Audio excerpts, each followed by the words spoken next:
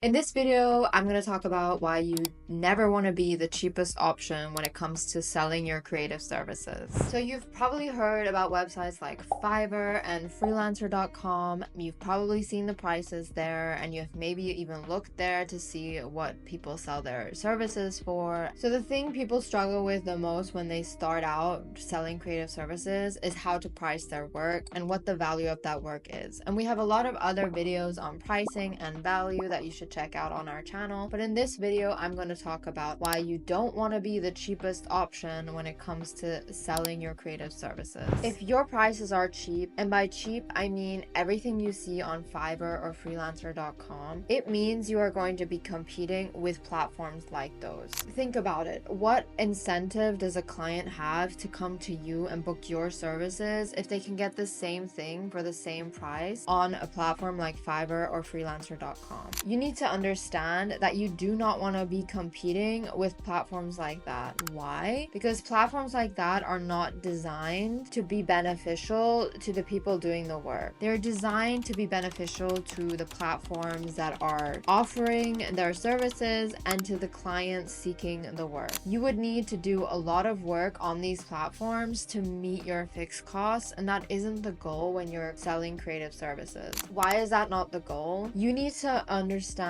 that burnout is real, and burnout is highly likely if you're selling your services for super cheap. If you're running a business, you probably understand that mass producing something is going to lead to a cheaper price. If you look at it the other way around, if you offer a cheaper price, it means you have to be mass producing that and selling a lot of it to make a lot of money. And obviously, when we're creating services, we're not talking about millions of dollars of profit like some company that is mass producing a product and selling that for cheap. However, it's the same concept. And if you want to be making good money, you're not going to get there by selling things super cheap and doing a lot of those things. Why? Because you will probably lead to burnout. I can tell you this because we literally experienced it ourselves. When we sold our services super cheap back in 2021, we had a lot of clients coming to us. Obviously, we did really good work for the fraction of the price that it should have been. Of course, we had loads of people coming to us. It makes sense. And were we happy about that? Sure. It allowed us to build our portfolio. Yes, at the end of the day, we had a big sum of money on our account, but it was at the expense of our mental health and our physical health because we were literally burning ourselves out because we were doing too many things at a time. And the thing about creative services is that it is finite, the amount of time that you have. You only have a certain amount of hours every day to do your work. It's not like a product that you produce one time and then a machine produces 1,000 pieces of that thing in a couple of hours. No, it is something that you are producing every single day, and you only have a certain amount of hours where you are creative, where you are productive, where you have the energy. And if you are using every single hour of your day and you're working into every evening and you're working weekends, you don't have time to recharge, to live your life. There's zero work-life balance, which is going to bleed into the quality of your work and your efficiency as well. The nature of creative work being based on your limited supply, which is your time, means that offering your services super cheap is not going to be sustainable. You may be able to get by with using templates and doing little to no custom work for your clients, or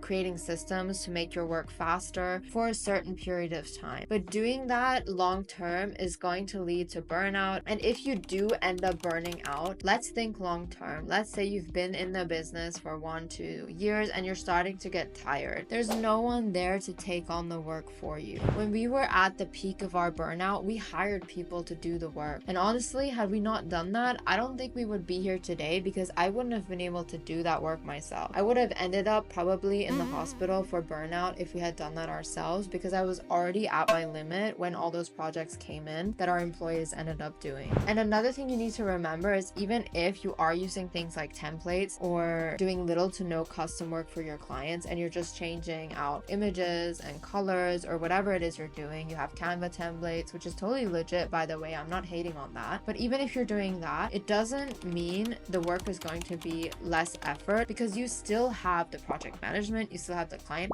management, you have emails, you have bookkeeping, you have invoices. Arguably, you have more of all of that when you're doing a lot of small things than when you're doing a few bigger projects. When you think about your business, you need to be thinking about the sustainability of it. And I don't mean the sustainability in terms of the environment. I mean in terms of your energy and your finances. You always want to be thinking of everything long term. How are the projects that you are taking in going to benefit you long term in terms of, am I going to meet my fixed costs now, and am I going to meet them for the whole year? And if you're taking a lot of small projects on, and at some point during the year your fixed costs go up, or at some point during the year you have unexpected costs, your profit margin is going to be very low if your services are cheap, meaning it doesn't allow for a lot of wiggle room if you do end up having unexpected costs. In addition to that, if your prices are very low and that's your selling point and clients are coming to you because you're cheap, and then suddenly things like inflation happen, energy costs rise like we recently had in Europe, really bad a year ago, and even today still in Austria, it's super difficult to suddenly be like, oh look, I'm not cheap anymore because my gas price went up 100%.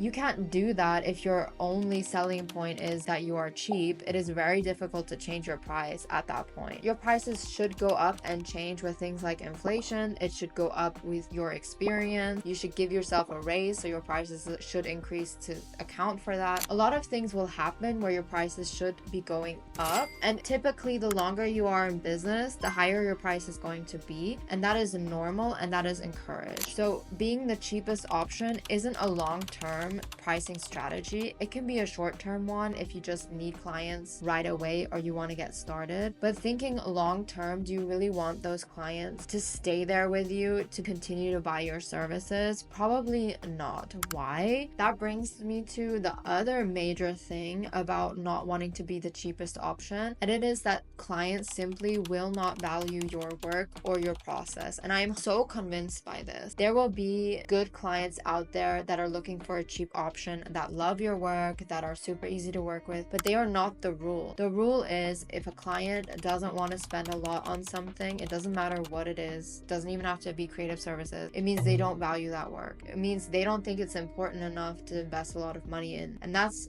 fine, and that's totally valid. And I'm not saying everybody should value creative services. I don't think it is necessary. However, do you really want someone buying your services that thinks what you do is only worth $20? Probably not. And that's why there are places like Fiverr and Freelancer. They should go to those places. I'm not a fan of that. I'm not supporting those platforms, but they're there for clients like that. If a client is coming to you as a creative person who is running a creative business, and that is what you are doing, even if you are just a freelancer, they should not be treating you like something that is not worth something. They shouldn't be treating you like your work has no value. They shouldn't be questioning things like, oh, it's taking longer, so I need to charge you more, or oh, you want another feedback round, I'm gonna have to charge you more. Those clients will not like things like that. They will not like those boundaries, because it means your work is no longer cheap. If you suddenly start saying, oh, another feedback round is going to cost extra, they're going to be like, oh, but I thought it was only going to be $50, so why am I now suddenly having to pay $70? There will be a lot of conversations like that are uncomfortable and unnecessary, because if you have clients coming to you that value your work and you tell them, oh, another feedback round is going to cost more, they're going to be like, oh, okay, yeah, that's totally cool, no worry. Like, that's the kind of client you want to have, and not somebody who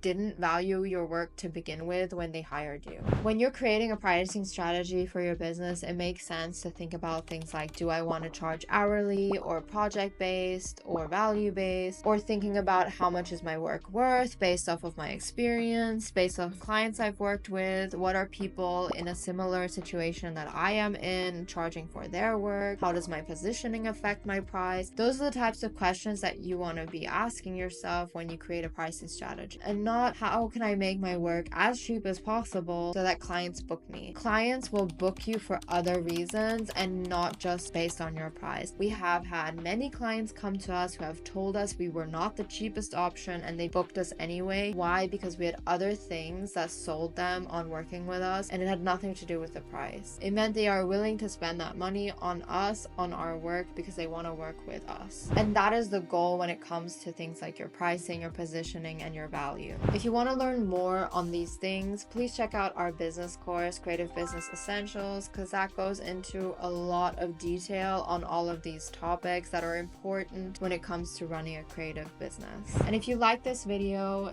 don't forget to leave a like and subscribe to our channel if you enjoy our content.